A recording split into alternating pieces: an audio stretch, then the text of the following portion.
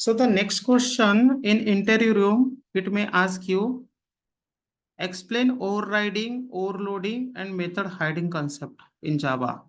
Okay, explain overriding, method overloading, and method hiding. Okay, let's have a example, guys. Okay, suppose we have a class A45, and in A45, uh, and the subclass of A45, suppose we write B45, which will extends to A45, and in A45 class, we write one method, public void show method we write here. Okay, integer A. Okay, integer A. Okay, then in subclass we write integer A and integer B. Okay, to parameterize integer method. Okay, this concept we will say method overloading. Method overloading, I already explained you guys. So method overloading we can write in same class or in super and subclass. Method overloading we can write in both class. Okay, so this concept is called as a is known as a method overloading. Method overloading. Okay, and then method hiding, method overriding. Method overriding. Suppose we write okay super class same method into subclass. This concept is called as a method overriding.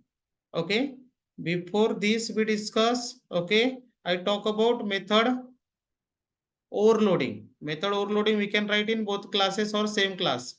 But method overriding we can write only in different classes. Okay, super and subclasses. Okay, we cannot write in same class.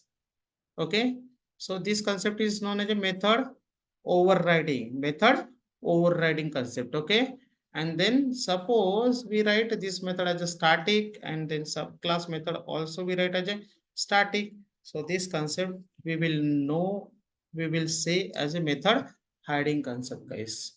Got it, guys? Okay, this is method overriding, method overloading, and method hiding, guys. Okay, method overriding we have to write by using super and subclass. Method overloading we can write in same class or in super and subclass, and method hiding also we can write by using super and subclass, but those method will be static method. Got it, guys? Okay, this is method overriding, method overloading, and method hiding, guys. Got it? Thank you.